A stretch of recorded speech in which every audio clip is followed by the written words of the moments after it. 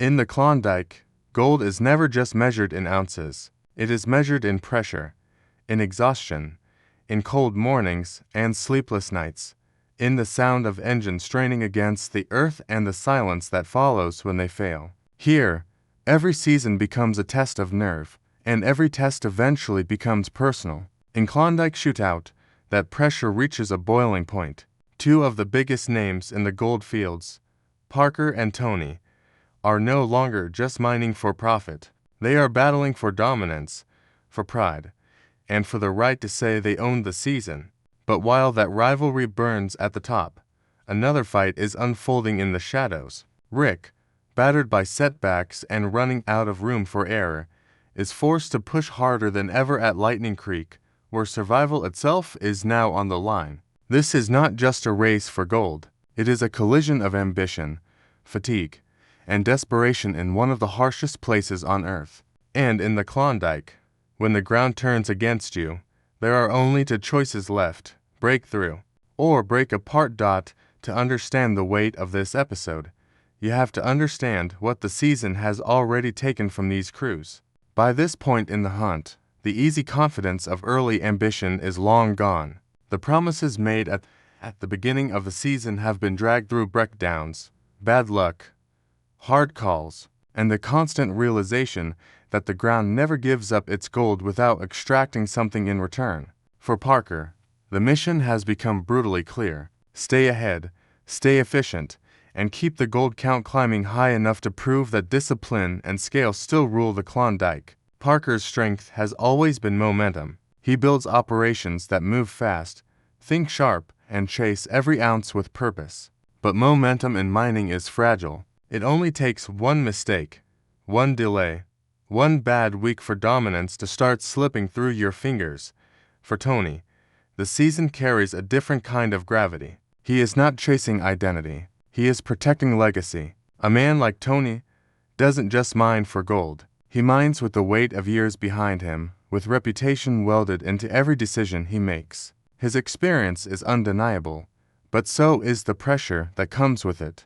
When a veteran steps into a season, the expectation is simple: deliver. And now, with Parker pushing hard, Tony finds himself in a familiar but dangerous position, forced to answer not with words, but with results. Every haul matters. Every cleanup becomes a scoreboard. Every ounce becomes a statement. Then there is Rick, grinding away at Lightning Creek. His fight may not carry the same headline rivalry, but in many ways, it is the most human struggle of all. Rick isn't chasing bragging rights. He's trying to save his season. He's trying to hold the line against failure itself. With time running thin and margins getting tighter, expansion is no longer about ambition. It's about survival. It's about making the kind of move that could either breathe life back into a dying campaign, or bury what little hope remains. And that is what gives Klondike Shootout its pulse. On one side, a battle for the top. On the other, a battle to stay alive. And in the middle of it all, the Klondike waits, indifferent, unforgiving, and always hungry. The tension begins not with a single disaster, but with the creeping sense that everyone is running out of time. Parker and Tony locked in a contest where every number matters, and every passing day makes the pressure heavier. This is no longer just about who can mine gold. It is about who can withstand the strain of the chase. The year's top haul is close enough to taste, but far enough away to force risk. And risk, in the Klondike, has a price. For Parker, the battle is relentless. Staying ahead means pushing the operation without letting it break. It means trusting the crew, trusting the machines, and trusting that the strategy will hold under the weight of expectation. But the closer you get to the top, the more every flaw becomes visible. Every delay feels magnified. Every misstep feels expensive. Parker is not just fighting Tony's numbers. He is fighting the possibility that the season could turn before he can lock in his lead. That kind of pressure changes the air around a mine. It sharpens every decision. It drains every conversation of comfort. Suddenly, there is no room left for average days. Tony, meanwhile, is doing what Tony does best: digging in. But even strength has its limits when the competition is this fierce.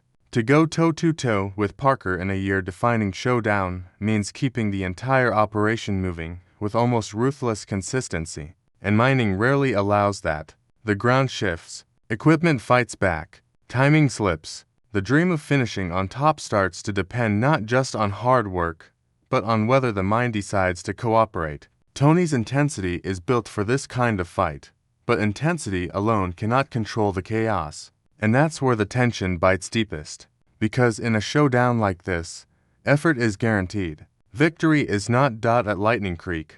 Rick's problems feel even more immediate. He does not have the luxury of merely competing. He has to recover. He has to find a way to turn struggle into momentum before the season runs out entirely. Expanding the operation sounds bold, even hopeful, but underneath it is a desperate truth. Without a meaningful turnaround, the season may already be slipping beyond repair, and there is something deeply gripping about that kind of gamble, because when a miner expands under pressure, he is betting not just on the ground, but on himself, on his judgment, on his crew, on the belief that one hard push, made at exactly the right moment, can still change the story. But belief is easy in theory. In practice, it has to survive broken routines, heavy fatigue, and the cold math of a season that doesn't care how badly you need a win.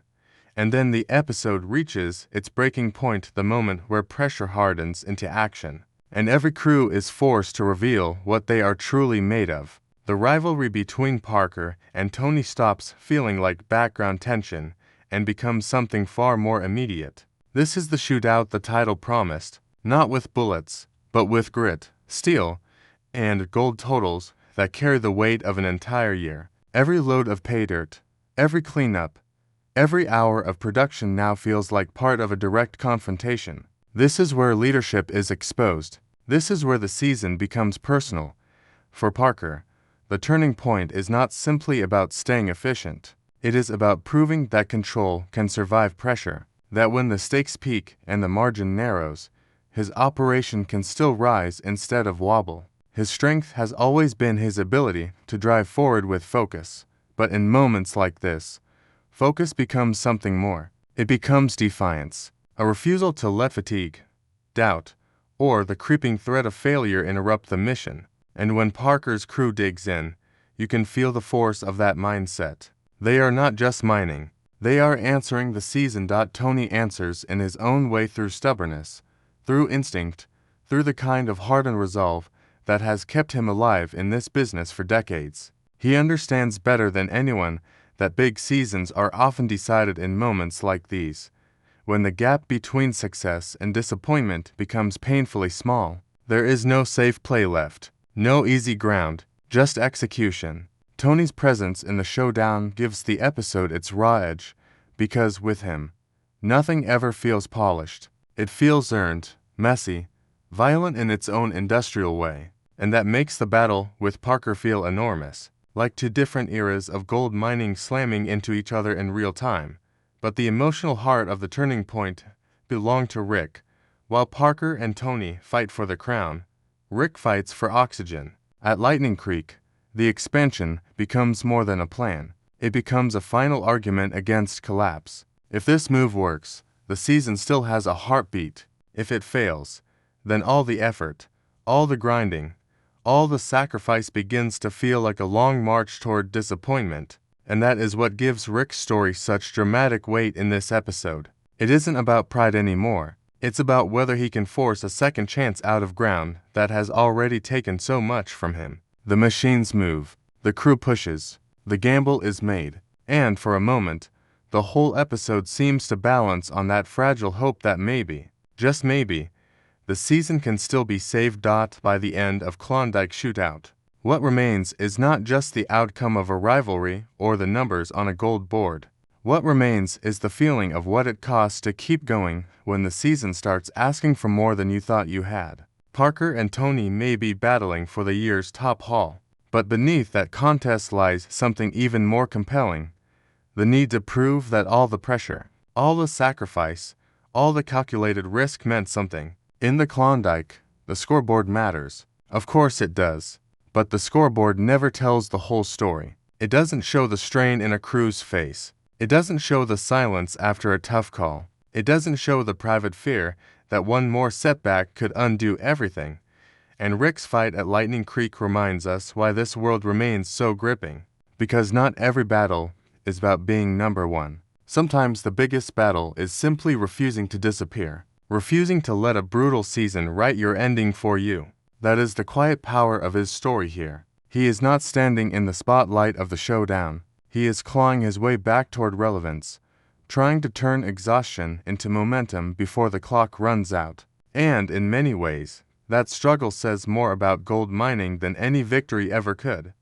In the end, Klondike Shootout is about far more than competition. It is about pressure revealing character. It is about men chasing gold until the chase strips everything down to its most honest form: instinct, endurance, and the will to keep moving when the ground gives you every reason to stop. Some fight for legacy. Some fight for dominance. Some fight just to survive another week. But in the Klondike, all of them answer to the same unforgiving truth. The earth rewards no one for wanting it. You have to take it. And if you hesitate, even for a moment, someone else will, because out here, the gold doesn't just decide who wins, it decides who lasts.